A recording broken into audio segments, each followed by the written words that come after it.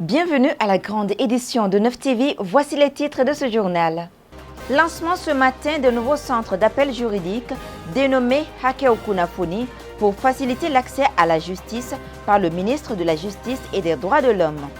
Les pays africains s'organisent pour évacuer leurs ressortissants bloqués en Ukraine où ils sont victimes de discrimination au passage des frontières.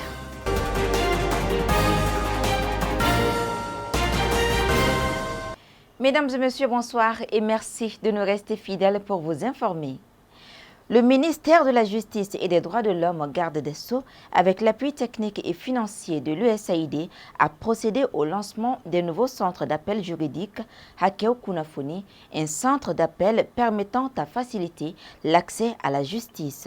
La cérémonie était présidée ce matin par le ministre de tutelle en présence des ministres de l'enseignement supérieur et de la recherche scientifique et c'est lui chargé des réformes institutionnelles. Les détails avec Aminata Dagnon et Tidiane Sidibé. Ce centre d'appel juridique Hakeo Kunafoni est initié par le gouvernement malien et entièrement financé par l'Agence des États-Unis pour le développement international USAID à travers son projet Mali Justice Project. L'objectif de ce lancement est de permettre aux usagers de connaître et de consulter les centres d'appel afin de pouvoir trouver une solution durable à leurs problèmes. Tout comme l'ont mentionné à juste titre M. Diarra et Maître Bioulet, l'instrument qui sera mis désormais à la disposition des Maliens et Maliennes, et ce de façon gratuite, à travers ce centre d'appel, permettra à des milliers d'individus de bénéficier des précieux conseils, références et orientations pratiques d'opérateurs bien formés et utilement d'être informés des modalités d'accès à l'aide juridique dans les cas où les justiciables concernés sont des femmes, enfants et personnes indigentes. Nous sommes également fiers que cette initiative, comme l'a soulevé Maître Bioulet, soit créatrice d'emplois pour le personnel du centre qui acquerront à la fois expérience et expertise, ainsi qu'un revenu dans un contexte économique souvent précaire pour les jeunes. Ce nouveau projet est désormais porté par AdContact, qui fait partie du groupe panafricain AdContact depuis 2015 au Mali. Nous accueillons dans nos locaux une équipe dynamique d'agents juridiques qui bénéficient de tous les moyens techniques, matériels et logiciels pour prendre en charge efficacement tous les contacts téléphoniques entrants et sortants pour toute personne ayant besoin d'informations juridiques ou faisant face à une situation nécessitant un accompagnement ou un conseil. Le centre d'appel Hakeo Kunafoni sera joignable du lundi au dimanche de 8h à 20h pour assurer une couverture optimale. Cette cérémonie de lancement était présidée par le ministre de la Justice, des Droits de l'Homme, garde des Sceaux, qui pour sa part s'est réjoui de la mise en place de cette structure qui est l'une des priorités du plan de communication de son département. En effet, ce projet, inscrit au rang des priorités du plan de communication de mon département, a pu se réaliser grâce au concours financier de l'USAID.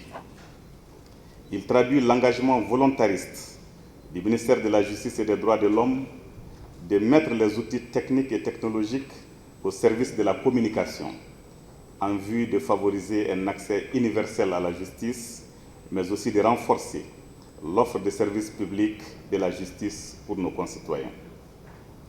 Ce dispositif contribuera à résoudre certains des problèmes récurrents auxquels sont confrontés les justiciables maliens, parmi lesquels je citerai l'éloignement géographique, le coût d'accès à la justice et la langue dans laquelle la justice est rendue. Un centre d'appel juridique dédié à l'accès à la justice et au droit vient compléter les efforts de l'État, non seulement dans le sens d'une bonne distribution de la justice à travers l'assistance juridique et judiciaire, mais aussi dans la consolidation de l'État de droit et de la démocratie. D'importantes initiatives sont en cours afin de relever les défis de la modernisation de la justice pour la rendre plus performante et plus efficace, a déclaré le ministre de la Justice et des Droits de l'Homme, garde des Sceaux. Actualité internationale, la guerre en Ukraine a fait fuir plus d'1 million d'Ukrainiens qui ont pu trouver refuge dans les pays voisins comme la Hongrie ou la Pologne. Cependant, le sort des milliers d'Africains reste incertain du fait qu'ils sont victimes de discrimination dans les plans d'évacuation par les autorités ukrainiennes. Certains ont même été victimes de violences de la part des forces de l'ordre ukrainiennes.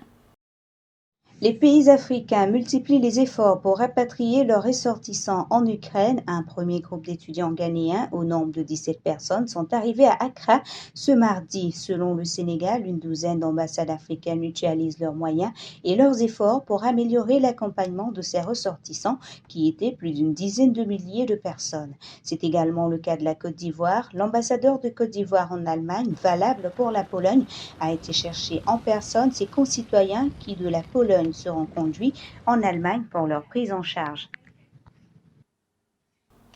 Actualité sous-régionale à présent au Burkina Faso.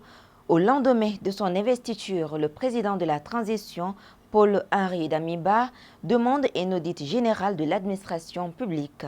Ces contrôles vont concerner les marchés publics, les acquisitions des biens, de services et les travaux publics. Toute chose qui risque cependant de créer des tensions politiques dans un pays fragilisé déjà par la crise sécuritaire chronique et une économie mise à mal par la mauvaise gouvernance. Restons dans la sous-région. En Centrafrique, des négociations sont en cours entre l'ONU et Bangui pour obtenir la libération des 4 militaires du corps de la Légion étrangère de l'armée française arrêtés et placés en détention depuis lundi en Centrafrique. Ces légionnaires qui opéraient sous la bannière onusienne ont été victimes d'une campagne de désinformation sur les réseaux sociaux, les accusant d'avoir voulu assassiner le président centrafricain Faustin Archange Touadéra. Retour à l'actualité nationale. Une conférence de presse s'est tenue aujourd'hui au Centre Soleil d'Afrique pour le lancement du livre Nioro du Sahel, la ville promise, une œuvre de l'écrivain malien Youba Bathily, éditée par les écrivains Sawa avec l'appui technique et financier du Centre Soleil d'Afrique. Ce livre est un concentré d'informations sur une ville sacrée qui est considérée par l'ensemble des savants religieux comme une terre promise, avec les grandes familles Kaba-Diakité, Tal et Aïdara qui y vivent en parfaite harmonie avec comme seul ancrage la religion. Après plusieurs publications sur l'histoire qui précéda l'Empire du Mali, Youba Bathily qui est non seulement un écrivain, mais aussi un historien. L'auteur du livre Nioro du Sahel affirme que l'idée a été prise en 2007, a commencé en 2009 et l'authentification en 2014. Bathily présente au lecteur Nioro du Sahel une ville promise et multi-ethnique où les Maures, les Peuls, les Soninké et tant d'autres vivent en parfaite harmonie. La cité de Nioro a abrité des événements historiques importants du pays à travers ses ressources.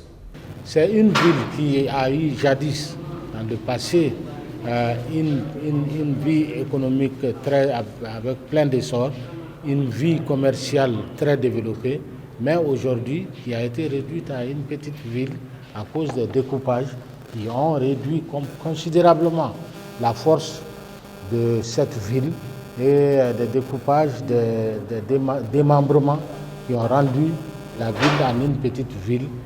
Sinon, ça a été dans le passé vraiment un lieu de commerce, un lieu d'agriculture, un lieu d'élevage, un lieu d'éducation, un lieu de vie culturelle.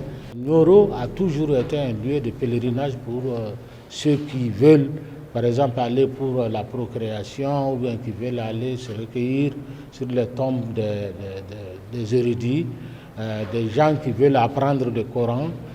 C'est une ville qui a vraiment beaucoup donné dans le passé et qui continue aussi à donner malgré les difficultés que la ville connaît aujourd'hui. Donc je pense que c'est pour cela, du fait que même qu'il y a eu beaucoup de villes qui se sont créées autour de la ville, beaucoup de villages ont surgi autour de la ville, tout cela fait de cette ville une ville mystérieuse, une ville que Dieu a promis aux hommes qui l'habitent aujourd'hui. Le livre, c'est pour vendre la ville, réellement, honnêtement, pour parler, c'est pour vendre la ville, c'est pour montrer à cette ville que c'est une ville qui n'est pas seulement une ville comme ça, qui peut attirer des touristes, c'est une ville qui peut amener des gens, des chercheurs, c'est une ville qui peut amener à des gens qui veulent connaître d'autres choses, une ville qu'il faut vendre vraiment, qui peut être très utile pour ce pays. Yuba Bathily décrit dans ses livres que la richesse historique, humaine, économique, culturelle de Nioro fait d'elle une ville promise qui créa tout autour d'elle plusieurs localités pour devenir une mégalopole sahélienne. Voilà, Nioro du Sahel, une ville promise, un livre à découvrir absolument. C'est ce qui met fin à la session d'aujourd'hui. Merci à vous de l'avoir suivi. Prochain rendez-vous de l'actualité, c'est demain à 19h30 sur NEF TV. Bonne soirée.